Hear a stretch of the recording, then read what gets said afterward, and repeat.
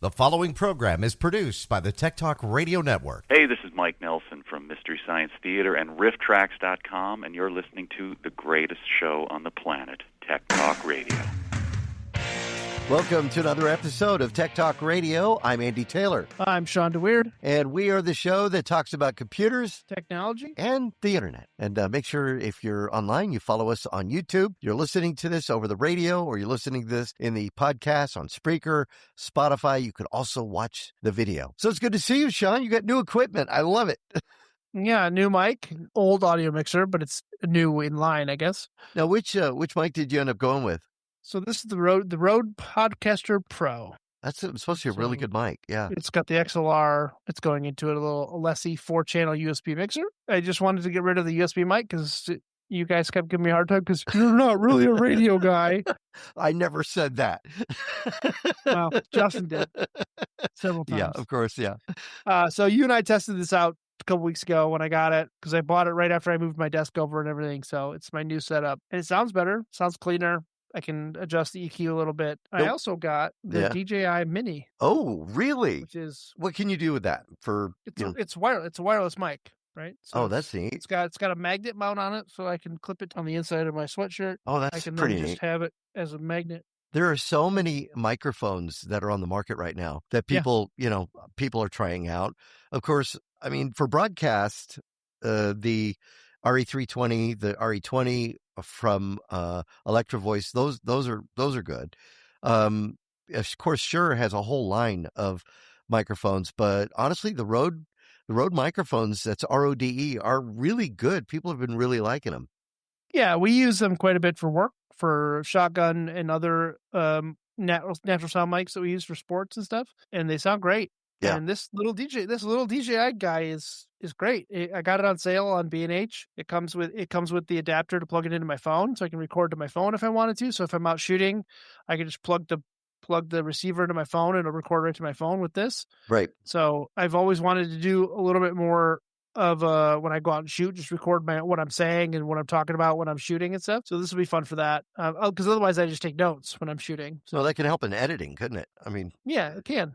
So if you're I'm just doing excited to B-roll. try it and play with it. And this looks good. It's super easy to use. It's got a really good battery life on it. It's got a 3.5 millimeter out. So I do have it into the audio console here. So maybe during one of the breaks, I'll switch over to it and see what it sounds like. It sounds good. So it's been fun to play with, and another thing to add to my arsenal of ever-growing professional audio and video gear. I bought a microphone at Five Below, which is like a budget discount store. It's almost like, I'll call it the pick and save, or the big lots of tech. They have a pretty good tech section there.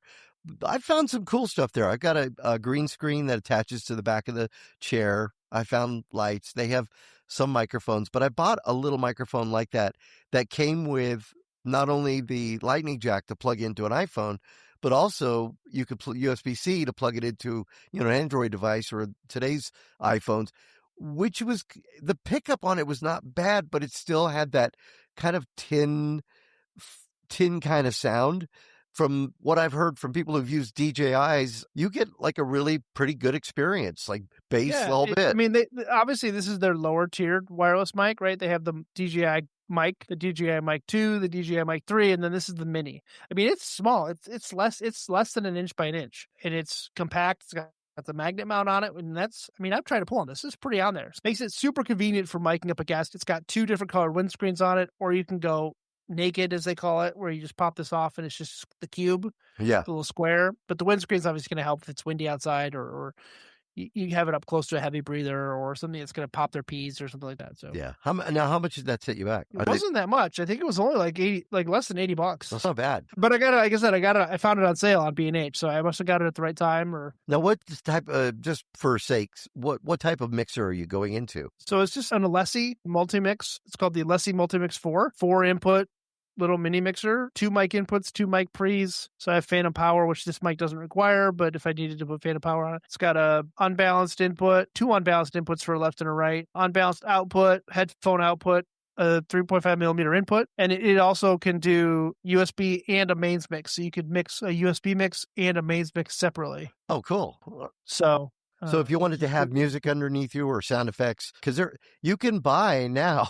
I mean, I remember when I got into radio, the shortcut was the thing. If you wanted to hit a button and have the sound of, doink or whatever, you could, but they were very expensive. And now you could buy these really inexpensively that do sounds just by hitting a button. So that could be within your cast too. It could be, but Yeah. I don't plan on doing that. Soundboards and stuff, I'm not a big fan of those. No.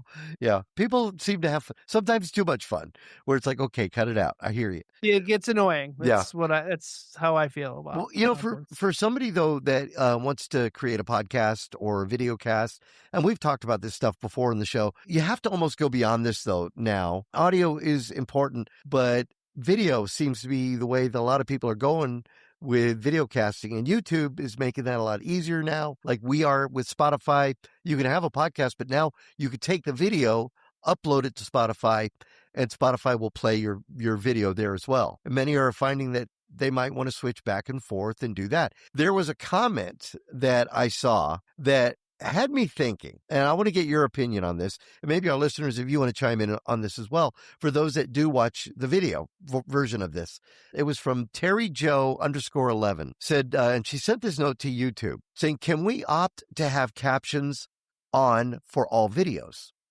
Because I guess in YouTube, you could go ahead and you could turn captions on. Live content or recorded content? Because I believe recorded content will automatically get captioned by YouTube and you can turn it on. Mm-hmm. Live captions, you have to enable it to automatically caption it. Okay. If you're watching it live. Like sometimes we actually have a real person captioner doing our captioning, right? Depending on the quality of our broadcast or whatever we're doing. But occasionally when we just do a lower tier live stream that's maybe a one camera to a couple hundred people, right? We just have YouTube do it. But it's a separate setting that if you don't enable at the beginning of your stream, you can't go in and retroactively enable it. It has to be all pre-planned ahead. Otherwise, you get captions or you don't. Right. Captions would be great on everything. It's subject to errors. Pronunciations for names and stuff are not always accurate. Yeah. And again, what is considered to be acceptable for an accessibility standpoint? Because as a university, we have to meet a specific level of accessibility. Yeah. But for the average YouTuber, you're probably not going to notice an 85% word correction, right? Yeah. And we have that ability. When we do the show for the video portion of it, we usually will do it on our shorts, on the YouTube shorts that we post on our YouTube page at Tech Talk Radio. But as far as the full video, like this show, I don't know. We were talking about that at one point, and I think we said, yeah, no, we don't need to do that. But Terry Joe's comment that she had posted on social said, it's kind of frustrating to navigate over to CC every single time I watch a video. I watch on my TV. Think of your deaf viewers. So is that becoming, you think, a standard now that just throw them up there anyways, since you can? It's a user preference. Not everybody wants to see them. Yeah. I've got friends that absolutely hate having captions on. I like having them on because I just like reading along. It's helpful if I'm missing something or if I need context or whatever. Some people don't like them. Yeah. And by default, it's not turned on a lot of TVs or displays, right? You got to go in and turn it on. Now you have options, right? Because you have what's called open captions, which is captions that are burned into the video no matter what. And then you have or closed captions. The benefit of doing closed captions is you can set multiple services, meaning you can have closed captioning 1, service 1 is English, service 2 is Spanish, service 3 is French, service 4 is Italian, whatever you want. I think it's up to like 6 services based on the CE 708 standard. I think it's the 708 standard for captions. So you have to keep that in mind too. If you put in open captions burned in so that they're always on no matter what, and then somebody wants to have Spanish captions, it's going to be over top of the English captions that are already burned in. So you have to keep that in mind too, right? So it's a little bit of a sticky wicket where everybody wants to have it, but you have to enable it. But you don't want to enable it because you don't want to take the extra steps or you might not know how, especially if it's a TV that you're not familiar with or a service you're not familiar with. But Yeah. So Yeah. that's the benefit See- of closed captioning, right? Is you can have multiple services in multiple languages simultaneously. Right. See, when we do the show, we get our transcripts that come with it through Riverside FM. I have to go through and I have to fix your name so many damn times. I get Shawn spelling SEAN, SHAUN, and then Shawn SHAWN. So I mean, that's the thing. Somebody has to be able to go through it and make sure those words are all sounding correctly. Yeah, and something that we're learning about as we're trying to do live sports Oh yeah. or live PA reading is with the AI caption, the cloud captioning services that we're using, it doesn't handle inflection very well. No. Meaning, hey, Hannah Hidalgo just scored a 3-point. Great, cool. We all know what happened. We saw it happen. Right. But the PA announcer in venue is screaming. And extending that 3 for 4.5 seconds, right? Like getting excited in the venue, making it exciting for the crowd. The captioning software doesn't know what to do with that. Right. So it just spits out a couple different words. It spits out the wrong thing. It's kind of comical to see happen, but right. That's stuff you can't anticipate. You can't predict that. Yeah. Yeah. So a human captioner clearly can understand the inflection, the tone, the context. The AI captioning services can't. I would love to, though, for those that watch the video, I would love to get your feedback. Like, do you want to see captions through the entire video or just the shorts? Or maybe let's see how many times I can spell my name differently. Yeah. Why don't we do one? Keep track. We'll do it, and we just won't do any corrections at all. We'll just see how well it picks it all up with our accents and whatnot. No. Yeah, not good. But in the world of AI, where people want it now faster, yeah. You just have to live with a certain level of error. Yeah. If you want it to be AI or not pay a human being to do it. And even humans get it wrong. Like, humans don't always know how to spell stuff. Humans always can't anticipate inflection or a surprise or a change in script or a change in show. It's 6 one way, half a dozen the other. We even have people at the local TV stations that sometimes on the, the title that's on the screen during a news story will still spell Tucson, Tuscan, Tuscon. Oh yeah, yeah. Lower third misspellings are very common in broadcast. Look, especially local news. Is that because it's so fast? It's like, oh, put this one up. It's usually just copied and pasted. So if it's wrong once, it's interesting because if you notice it wrong once, like at the beginning of a show, it's likely going to be wrong again later in the show. Oh, great! Because they haven't gone through and changed the pace. Like if they're just labeling Tucson or whatever town you're in, and they misspell it, they're likely copying that copy down the show or into the next hour of the show, etc. So wow. All right, and we were speaking about not good. Obviously, it's not been good for Windows users. In the last week, there was Tuesday. So Patch Tuesday, for those who don't know, Microsoft tends to send out patches for their operating system on Tuesday, and it's become known as Patch Tuesday. It's a second working business day. Everybody's in the office. If you break something, you got stop breaking on the weekend. That kind of thing. Yeah, it's a good thing. Here's the thing: if you update your computers, don't ever update them on a Friday. That's just it's just. Because if something goes down, you can't reach somebody. The system could be down for the entire weekend if that's the case. So somehow people have learned never update on a Friday. So Patch Tuesday came along. Patch Tuesday came out, though, and that didn't help Microsoft because people started seeing weird things that were happening. I actually got one of those. I went to reboot the computer, and it was a black screen.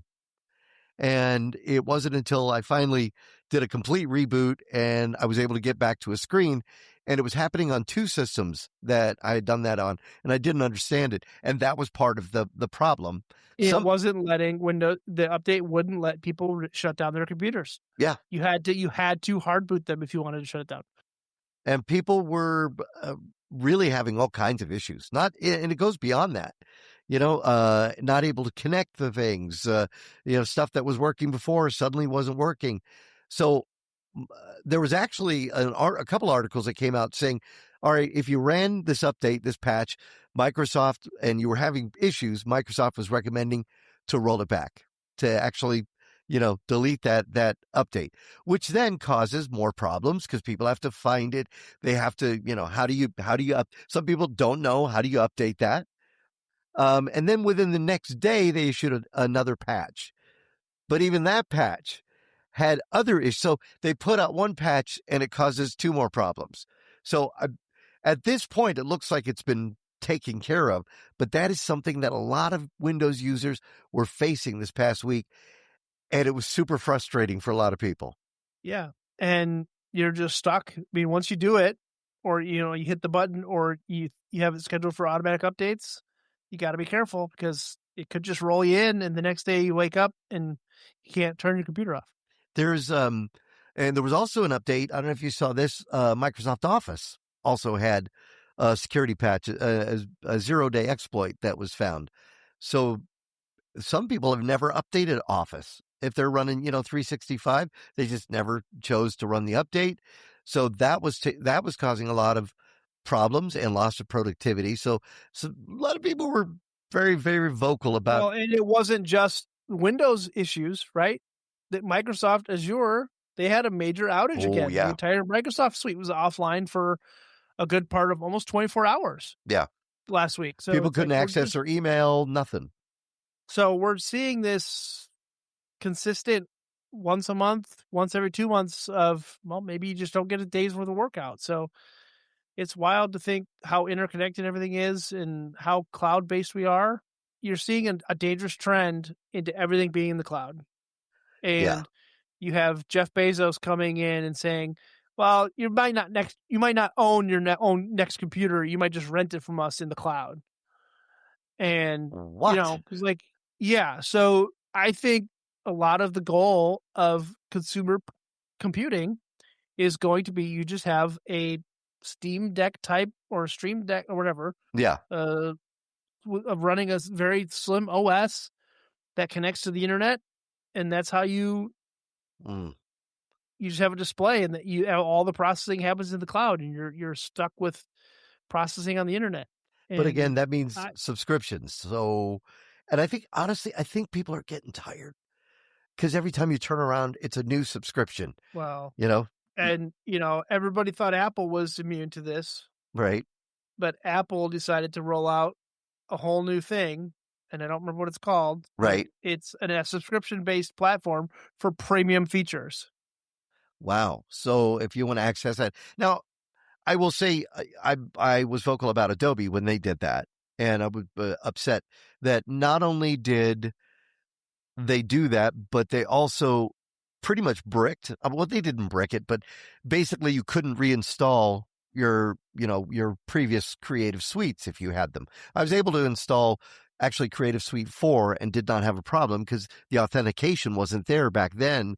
It just went ahead. I entered the serial number and it was good to go. But 5 and 6, those were the big problems. But I will look at it now and I will see all the things that they're now a feature of in the new, Adobe Cloud, Creative Cloud Pro. And I will say, okay, it's worth it. And some people say, what are you talking about? You can still use that. But the features that you get now that are integrated, they work pretty good. I did try something this week. I got to tell you about it, Shawn. You'll like this. So last week we ran a best of show from June 5th of last year. And it was a good show. But that's before we had jumped onto Riverside, and we were doing Zoom. Now, for those who don't know, when you're recording with Zoom, if you're not paying an exorbitant amount of money for the high definition features of Zoom, you're getting less than 720p. The quality is terrible. It's like 360 by 240. Yeah, it's really bad. So somebody told me, well, hey, you gotta give it a shot with After Effects, because After Effects has the ability, if you have the suite from Adobe, you can go into After Effects, take that footage that was originally low quality and bump it up, and it will do a bit by bit, reconstruction of it, the whole bit. So what did I do? I decided to go ahead and do it with that 1 hour long show. It took 14 hours to do. Yeah. 14 hours. But my big mistake was that I used when we edited the show, we went from that 320 and I expanded the screen to make it 1280 by 720. So it was already pixelated and looking really bad. So it did no change from going from 1280 by 720 to 1920, by 1080. It actually looked kind of worse. 14 hours for nothing. 14 hours for nothing. But I said, well, lesson learned. So there's a lot of tools out there that the newer software that's coming onto the market can offer for you. You may not be somebody who's going to use it. You may not find any reason to use the Adobe Suite, but people have been forced into Windows 11. Let's face it, they were pretty much forced into it. Some people held out. Nope, we're just going to keep using Windows 10. In Germany, I don't know if you saw the story in Germany that the majority of the people that live in Germany have decided they're not going to Windows 11. A lot of them are staying with Windows 10 and just sticking with it that way. Well, but they're part of the EU with their rights, so they got their extended support anyways. Right. So we're just over here not getting the benefits of extended support. Yeah, I don't know. For free. I'm wondering, so we've kind of thought the nail in the coffin for Windows. I know that's pretty out there, but we kind of thought that and the adoption of Linux was when suddenly Windows 10 had no support and you were going to go to Windows 11. Everybody was going to have to go. And then you had these computers that were really good computers that couldn't run Windows 11. And we kind of thought people are going to move to Linux and maybe start experimenting with that.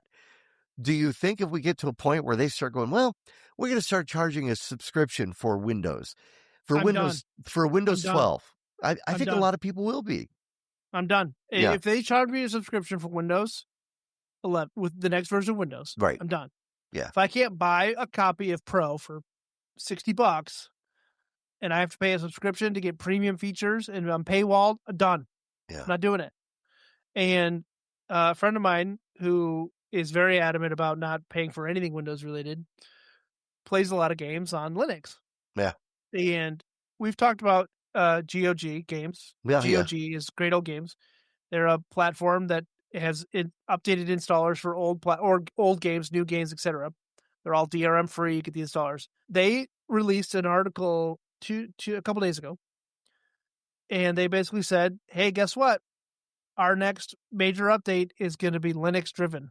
Oh wow! Didn't they just got bought out by somebody too? Right. The original CEO of the company for GOG.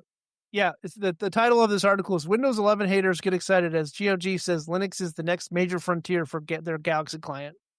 Is it too late for people to jump into Linux now? No, it's never been easier for people to get into Linux. Pretty much every flavor of Linux, every distro of Linux has a Windows-esque GUI. You can follow instructions and say, make it look like Windows, make it feel like Windows. Yes, there's going to be a learning curve. Yes, you might not like it. But if you're just using it for the internet and WordPad or just general email, Linux is going to be so much better. What I would recommend is if somebody has an old computer, if they're not using or just old and just right. So experiment. If your grandparents are getting rid of their laptop because they said it can't be updated to Windows 11, put Linux on it. It's going to be just as good on Linux running because their baseline for Windows 11 was really high. Yeah, it was. And there were a lot of machines that were like, there's no way this should be obsolete. And a lot of people were upset because they're like, look, I have a i5 9th gen and it can't run Windows 11. Give me a break. Yeah, exactly. But it'll run circles around somebody running Windows, running Linux. I ran Linux Mint 22 on an old Dell laptop that was previously running Windows XP, and it ran great. It was fine. Didn't have any problems with it. Same thing for MacBooks. Yeah. Or Macs. You can put Linux on those. Mac is notorious for outdating their hardware pretty quickly, a lot faster than Windows actually. And you can run Linux on a lot of those machines, which is great because Linux is keeping old hardware alive. And with the cost and the price of everything and the way the consumer computer industry is going right now, especially if it's going all cloud-based, hold on to your old hardware because it might be worth something. And it might be better than what you're going to be able to get available to you that you own in the next 6 to 8 years. All right, we're going to take a quick break. We come back. Listener question about editing video on your smartphone. We'll talk about that with more of Tech Talk Radio. I'm Andy Taylor. I'm Shawn DeWeerd. Listen to our platform in the cloud, Spotify, Apple Music, wherever you get your podcasts. Give us a like and subscribe. Now, back to Tech Talk Radio. My problem is I've got my pointer in the middle of the screen, and I need to move it to the left, but my mouse is over on the left-hand side of the pad. And if I go any further to the left, it's going to go off the pad. Anyway, if you could give me a call, I'd appreciate it. I'll wait until I hear from you. So during the break, I switched over to the DJI Mini mic, which is on my magnet mounted to my hoodie. And you can probably hear it, right? If you're listening to the show and you just came back from the commercial break, you can probably hear a difference, which is cool. But, I can hear it. I mean, it is what it is, right? I don't have any EQ. I can't add bass. I can't, so it's going to sound like this until the end of the next break. But I wanted to try it. Andy says it sounds okay. Yeah, it sounds like a lav. They call them lavs, lavalier mic, when somebody is doing, a TV reporting from on the street. And that's how it definitely sounds like that. Yeah, and that's from DJI, right? Yeah, the DJI Mic Mini. All right, cool. All right. Well, speaking of video, we got a listener question in from Carol in Tucson. Said, I have a lot of videos on my Pixel. I got a Pixel too. Said, and I've been wanting to edit and put them together. I know I could transfer the footage to my computer. However, I want to try editing them together on the phone. Can you recommend a free or inexpensive program that could work? Thank you. I actually have a good suggestion because I've used it. CapCut had some issues this week as well. And I think they changed their pricing structure for certain things if you used CapCut to do any editing. And that's one a lot of people recommended right off the bat.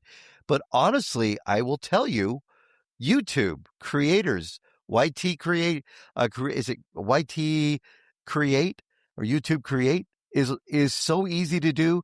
You could do it with your smartphone. There may be a little bit of a learning curve. You could generate video. So if you want to generate something that you need in that space, use templates. You can create a project and then you can export them and they don't automatically go on to YouTube. So you could save them to your device and then you could share them wherever you want. And that's a free program, YouTube Create. Yeah, unfortunately, I don't know Android. So for those of you listening, this should be a good question for Justin, to be honest. But I had heard rumored that there was going to be a DaVinci Resolve Android app at some point. I've heard that too. That is completely false. That is not really. What a shame. It's not. Yeah, but I'm sure there's a gazillion video and photo editing softwares out there, but they're all probably cheap and don't have features. But the ones that I'm familiar with, like you said, are the CapGo and then the YouTube Create. Those are the only two that I'm familiar with that you said. Other than that, I'm not the person to ask this question to. I'll be honest with you. When I was in the Apple, I still have an iPhone. What I loved was the video editing program that was on there. I used to do a thing called the Tech Blast, which might even get back into that again. It's so easy to edit with that, and that was part of the Apple interface, and you got that free. Came with the phone, and I don't know if it's still available. But yet it reminded me a little of Final Cut, but yet it was just super easy to use and the quality on it was great. So, that's, but if you're in an Android situation, I would honestly say try YouTube Create. And again, they had some issues with CapCut, so I don't know if that's one that you want to use. There's some other ones that were out there that a lot of people were, kind of commenting and mentioning. Adobe used to have their program that you could use on your Android device, and then they pulled it. It was Adobe Rush. Yeah, Adobe Rush. And they're saying that they're going to be coming out with something new, hopefully this year, that people will be able to use. So we'll just have to cross our fingers on that one. But in the meantime, that would be a good one to get started. So hopefully that helped Carol. Here's another question we got from Alan in Tucson. And I didn't ask why, but he wrote, he said he wanted to format a USB drive FAT32. Now, if you're wondering what that means file allocation table 32, and wondered what is the best way to do it. Honestly, I don't know what you were thinking, but I was thinking Rufus. The best way to format it? Yeah. To get it formatted to FAT32. Okay, so loaded question. What operating system are you using? Mac? Linux, Windows. So there's difference. There's a difference. So to format it in Windows, Right. you can just plug it in, let it recognize the device, right click it in the file explorer, click format, and then it pops up in a dialog window that you can then pick FAT32. You can change your volume size, etc. And then Linux is very similar, a little bit more command line if you're interested in doing that. Some of the GUIs can do it. On Mac, you use the disk utility to do it. That's in your applications folder under utilities. And you can do FAT32 there also. Right. And yeah, so it's relatively easy. Just a reminder, it will erase all of your data. Yeah. So on that you have a thumb drive. drive on it, yeah. Yeah. And don't confuse it with partitioning. If you want to partition something to have two separate volumes, etc., just be careful deleting partitions, and it's not easy to get data back. Right. So just be careful. But all right, it's relatively straightforward to format a drive on Windows, Mac, and Linux. I saw an article, and we're talking about USB drives, on How to Geek. And, I'm not sure about this, but they're telling people in this article that was written by Errol Wright that you should stop buying USB sticks. You go into the store and you see, on the shelf right there, those USB drives, 2 gigabyte, 1 terabyte, 550 gigabyte, I mean, whatever. He's saying stop buying USB sticks, get an M2 SSD in a $15 case. They're saying he says it's infinitely better. He said 10 years ago, thumb drives were commonplace everywhere. You carried them. Slick from the show used to wear a neck, like a ribbon around his neck, and there was nothing but flash drives on it. It was actually pretty funny. But the thing is, things have changed, and they say, and he goes on to say the thumb drive is dead. There's no good reason to buy one anymore. I ended up doing exactly what he was talking about some time ago. This is a Sabrent USB case, and I don't have it screwed down, but inside I've got an M2.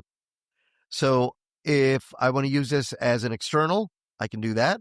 I can store generally more data, and it's going to be faster. But again, got to have a USB-C drive on it.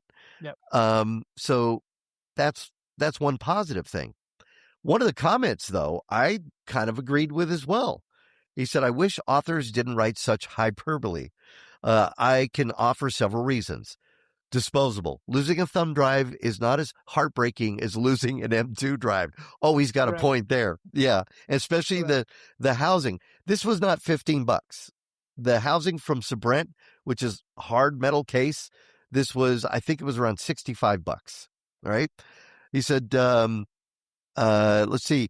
Unless you have a particularly durable USB thumb drive, which I like the lock drives, those are nice, to securely store your private files. USB thumb drives are useful otherwise in so many ways. They're bootable, OS installers, or recovery drives. If you want to flash a 2 terabyte M2 just for this, maybe not. So yeah, he wasn't too happy with that suggestion. I don't know. What are your thoughts? What you got something right there too. Oh, no. So I agree. I like USB drives, but yeah. So everything you're saying is great. I agree with everything you've been saying. I'm going to caveat just a little bit. And all right. I call this my storage for my storage. What is that? So the easiest way that I found to keep USB drives organized is a pharmacy bottle. Oh, look at that. Oh, wow. So I've got 6 USB drives in there. They fit. I can toss them into a drawer, and they stay all together. Do you label them so you know what's on them, or do you have to do you have to do the USB shuffle? Sometimes these ones are not labeled. I have another one. I have a bunch of USB drives, but yeah, I do typically purpose drive my USBs. I typically have I at least have a Windows installer right now, a Mac OS installer for multiple versions based on which Mac I have, which Mac I'm working on, and then a Linux, something with Rufus on it, something with my Acronis. Yeah, got a Acronis boot drive on one of those, so I can recover a disk if I need to. Yeah, I think thumb drives have their place. Thumb drives have their place. Thumb drives absolutely have their place, and when you don't have one, you're mad about it. Exactly. And it's So this is where it gets tricky, right? Because it's like, you don't have one of your own. So what do? You say, hey, does anybody have a flash drive I can use? Right. And that's not the most safe thing to do. No. Going and borrowing a flash drive somewhere you don't know where it's been, somebody who may have plugged it into their personal computer doing who knows what, where on the internet. Right. And then you get it, and it's like, oh, I've got to move this 3 gig file, and their thumb drive's 1 gig. Right. Exactly. Oh, yeah. So, I've done that before. you get You to a try to point move where you're like, a big file over, and it's like, nope, you need more space. yeah, you get to a point where it's like you need a specific size, and you can only find like an 8 gig thumb drive instead of a 16, or, you know, it's one of those things. And, in my time in the broadcast world, I have a handful of USB drives that are labeled and set aside specifically for working on specific pieces of equipment, Right. because of the drivers that are installed on that the drivers that are installed on that BIOS or whatever don't like every version of USB drivers. So finding a USB is like a needle in a haystack sometimes for certain pieces of equipment. So I've got them labeled. They're stuffed away on a shelf so that when I know I need to update firmware on our Redo comms panels, I know I can go get this one specific flash drive and it's going to work. Right. Otherwise, I go get a flash drive from my desk, I format it, it doesn't work, I get mad about it, hunt down the one I know is going to work. Shouldn't there be But redundancy though, Sean, with flash drives? I'm kind of like, I have a flash drive that's a duplicate of a flash drive, and I've stored away just in case. I feel like, yeah, you can do that. It's not the end of the world to do that, but you're risking, you're going to lose it, or it's Yeah. going to get broken. Right. So I wouldn't rely on it as a secure backup, but if you need it for like a temporary backup, or you want to ship it to somebody or something, that's definitely an easy way to do it. But if you ever get a flash drive in the mail and you don't know who it's from, don't Plug it in. Don't plug it in. No, don't plug it in. Yeah. I mean, you hear horror stories about people that have built USB that have high voltage capacitors in them. They're loaded as soon as you plug it in, it fries your system Yeah. it fries the 5-volt bus on your system. That's not good. No. All right. Well, listen, we got to take another quick break. We come back. I've got something to show you that's kind of cool. I'm going to delve into this on television on Monday, but I have this weekend to kind of play around with it and get to learn it. And it's something that I think if you have kids or you're trying to be a little more active, you may want to take a look at. We'll come back with more of Tech Talk Radio. I'm Andy Taylor. I'm Shawn DeWeerd. Comment on our videos on YouTube. Give us a listen, give us a watch, and we'll answer your questions on the air. And now, back to Tech Talk Radio. For this past 2025, when it comes to the console wars, there's been a battle going back and forth. You got yourself, Sean, a console that replicated, your N64 experience, and you're pretty happy with it. And from what I understand, they've been selling a lot of those. Yeah, so the Analog 3D has been very popular. It's Analog has made, this isn't the first device they've made, right? They made an original Nintendo remake. They made what they called Analog Pocket, which could play Game Boy Advance, all sorts of Game Boy games. And then they did a Super Nintendo also that played NES or Super Nintendo games. And then this was about 2 years ago now, maybe less. They announced, hey, we're making a 64. And the 64 was a console that I played a little bit growing up. Right. I didn't play it a lot, but it was one of those ones that I played a lot at my cousin's house. Yeah. So I never really got to experience a lot of the games firsthand because we had a PlayStation at home. So I played a lot of the PlayStation titles growing up, kept going through with playing more PlayStation, stayed on the PlayStation bandwagon for a long time. But yeah, the Analog 3D has been great. And I think it came at the perfect time where the digital gaming world is so tumultuous. Yeah. Right. It's full of microtransactions. It's full of incomplete games. It's full of action adventure RPGs that are more just breadcrumb games where you follow the breadcrumbs and you get the story. Where you actually have like Ocarina of Time and a couple other games that in the 64 world that were action adventure games Mm-hmm. Yep. where you had to adventure to make the game work. You actually had to work for it. You had to learn. You had to talk. You had to investigate. You had to experience. You had to trial and error some things. And it's just been a pleasant experience. It's been a get back to the roots of gaming experience for me because I never completed Ocarina of Time as a kid. Really? So I'm trying to get through it as an almost 40-year-old, and I'm having probably the best gaming experience I've had in the last decade. Right. Right. So, And I mean, they keep putting out consoles, though, PlayStation, Xbox, and then Microsoft put out theirs. Then you got the handhelds, which are pretty popular. One of the, and I've had consoles all the way back to Intellivision. Do you remember that one from Mattel? Yep.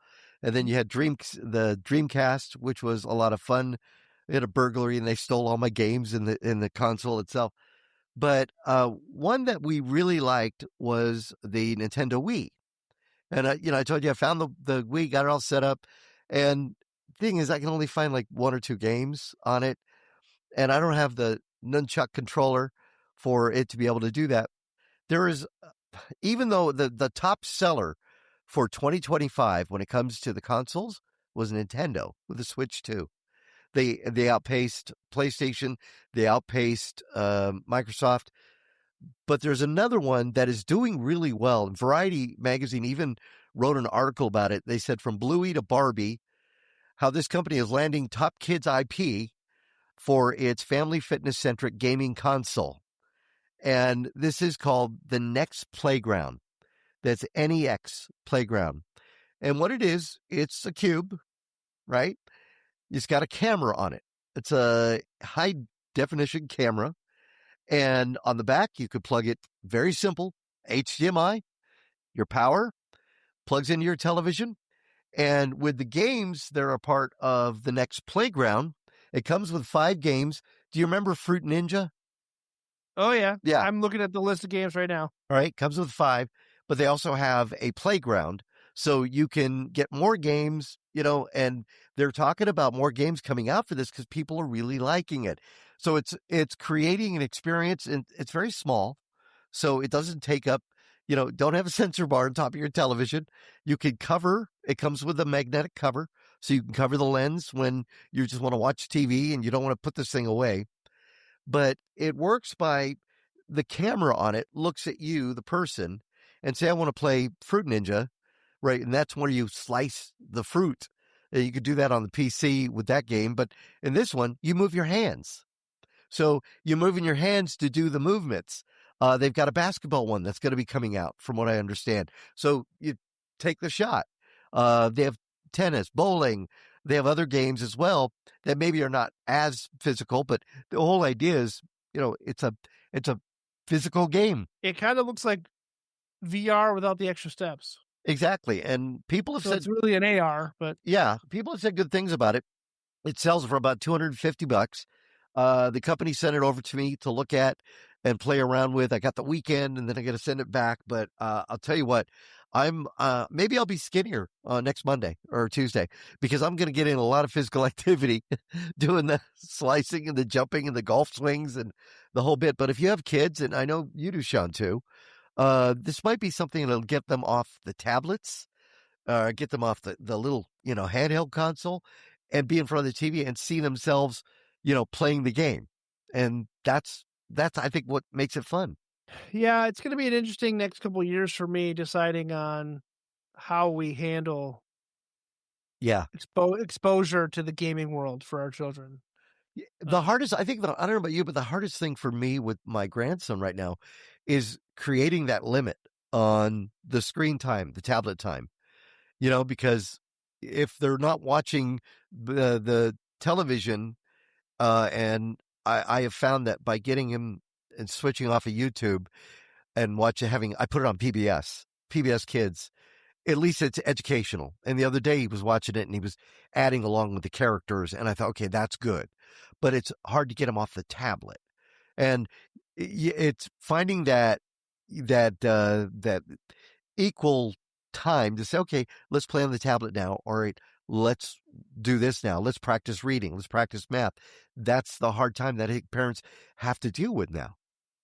It's definitely come to the forefront of my mind, and Max is just old enough that he's starting to get an interest in that type of stuff. Ooh.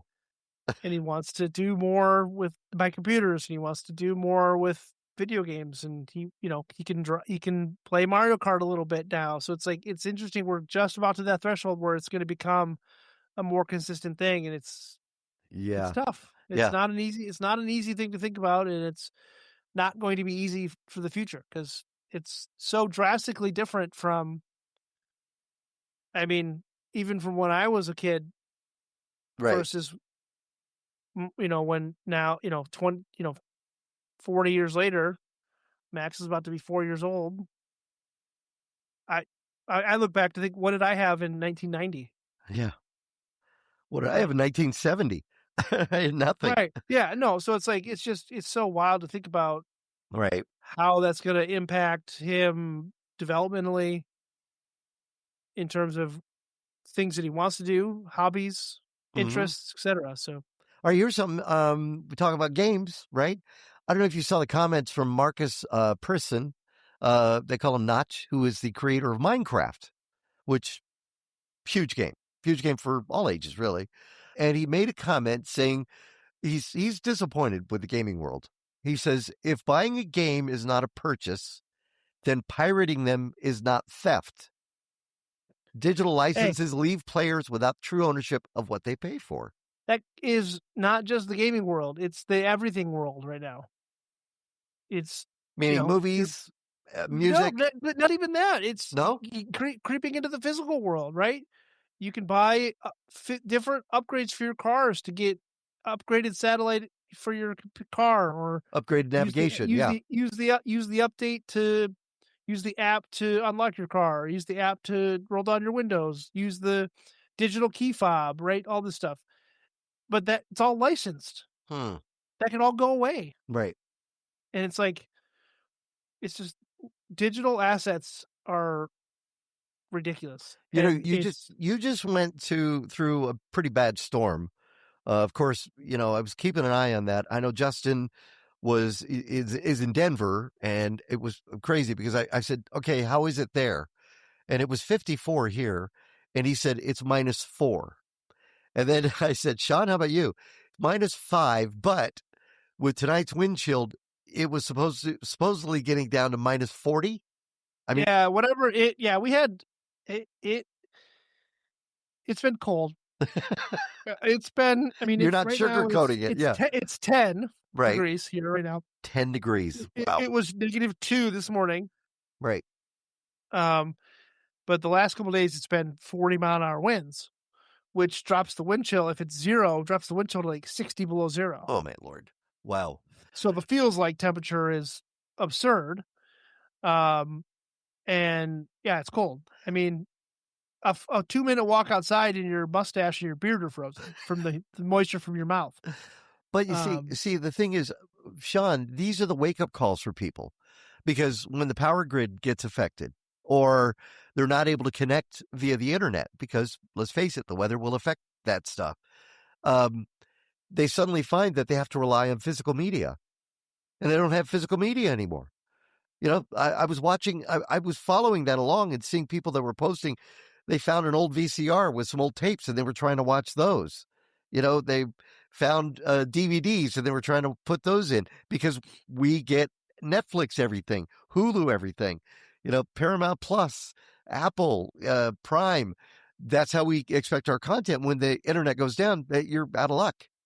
Well, so that's why you can kind of see some of it back here because I moved my desk, but I have a shelf of all some of my Blu-rays and DVDs over there. Those are all digitized. Right. So I've got a lot of my content on my Plex server, but I also have the Raspberry Pi that I built for when we travel, that has a 2 terabyte hard drive attached to it that so I have the Raspberry Pi, a TP-Link Nano router, so I can plug the Pi into that. Oh. And then I can connect my iPad to it and basically run my own little mini Plex server on the road. So I connect that to a 12-volt car battery with an inverter, and I have my own Plex server at home. Oh, cool. Nice. That makes it good. If we can't, I'm not going to run my my Plex tower that I have. It's going to be too much power draw, but the average person doesn't know that. They just suddenly, I sold all my DVDs at the Goodwill or the White Elephant or wherever, and I just took them there, donated, and then they have nothing, and they're in. well, there's a few stages of it, right? Because you lose your net. Yeah. So what's the first thing you do to try and watch more content?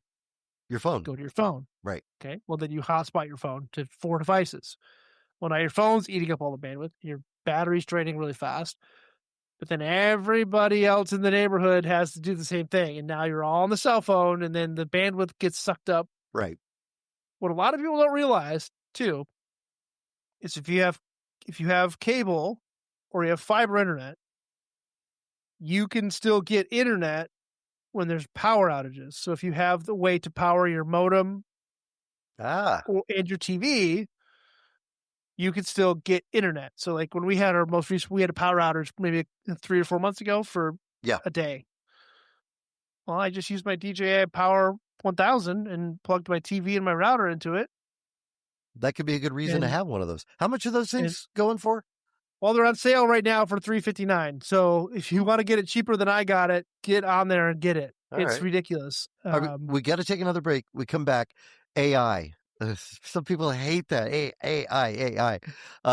But I've got a story, though, that makes you really think when it comes to AI. We'll be back with more of Tech Talk Radio. I'm Andy Taylor. I'm Shawn DeWeerd. Find us on the web at techtalkradio.com. Give us those questions. We'll answer on the air. Hey, I'm Eric Johnson. I play Flash Gordon on Sci-Fi Flash Gordon, and you are listening to Tech Talk Radio. I think AI is causing all of us to look at stuff right now and say, that's fake. That's just fake. We tend to disbelieve just about everything. If you have not seen the picture of Guy Fieri, his transfer, have you looked at this yet, Shawn? No. You got to pull this up. His transformation, where he went from being that Guy Fieri with the spiky hair and the little white goatee and just a crazy face to now being, and on his birthday, his 58th birthday, he transformed himself. And I noticed right away people were saying, AI, that's AI, that he didn't do this. But apparently, I have a feeling, number one, it could be in a commercial. Or number two, he just wanted to do something different and see what people thought. I don't know. I felt bad about thinking, okay, that's AI.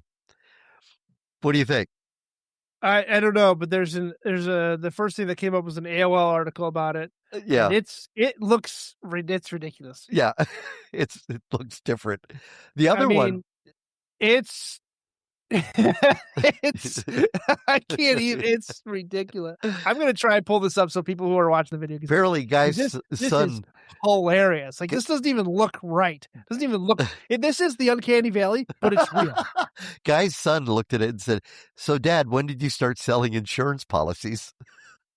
Hey, I don't have it set up on my new thing. But here's the thing: right away, we want to just say, "No, that's AI. It's fake." There was a video that was shared 5 years ago from Myanmar, which, that's I'm a descendant of those from Myanmar, of that military coup that took place 5 years ago. And a PE teacher, I don't know if you remember the video back then, in Myanmar, filmed the execution of a coup while recording her morning aerobics routine. Everything was going on behind her. Right away, people were saying that's AI. And I'm thinking, wait, I saw this 5 years ago. It's not AI. But people were arguing with each other about it being AI. Because look at her shadow. It's cutting differently. So we're looking at content now with the eye of it being fake. Not that it could be real. We're just saying everything's AI. Yeah. And I think that's bad. Yeah. It's gotten so good. The uncanny valley is getting more hard to decipher. Right? It is.